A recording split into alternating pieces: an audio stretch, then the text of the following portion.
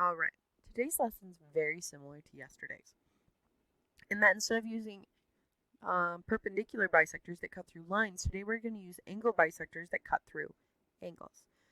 And then we're going to talk about something called the incenter, which is created by the angle bisectors. Yes, you will need to know the difference between all of these.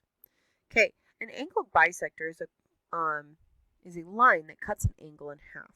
The interesting thing about an angle bisector is that every point on that angle bisector is going to be equidistant from the two sides of the angle.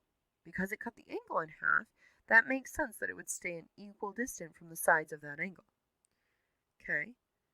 And then the converse says the exact opposite. If a point is equidistant from the sides of the angle, it lies on that angle bisector. Okay?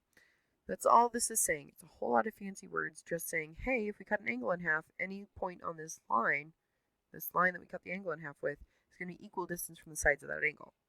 And the same thing is true. If it's equidistant from the sides of the angle, then it has to be lying on that line. It has to be lying on that line that cut the angle in half. Okay, so we're going to practice this just a little bit. So if we know that CF is the angle bisector of angle C, then what is the length of FB? So this is very similar to what we did yesterday with perpendicular bisectors. We're just going to take 6x plus 3 and set that equal to 4x plus 9, because those are equal distance from the sides of the angle. And then we're going to solve.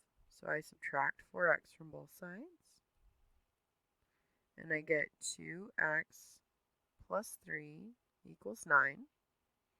Then I subtract 3 from both sides, and I get 2x equals 6. Divide both sides by 2, and I get x equals 3. Now, am I done? Have I found the length of FB? No. So now I need to take my 3 and plug it in. So I've got 6 times 3 plus 3, so that's 18 plus 3, which is 21. So then our thing here is FB equals 21.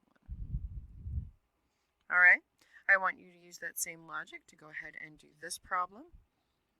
Notice that this is talking about angles, so you have an angle bisector. You should be able to do that one. And this one you're solving for x, jk, and jm. Alright, and then when we come back together, we will be talking about circumcenter and angle bisectors and how they meet in a triangle.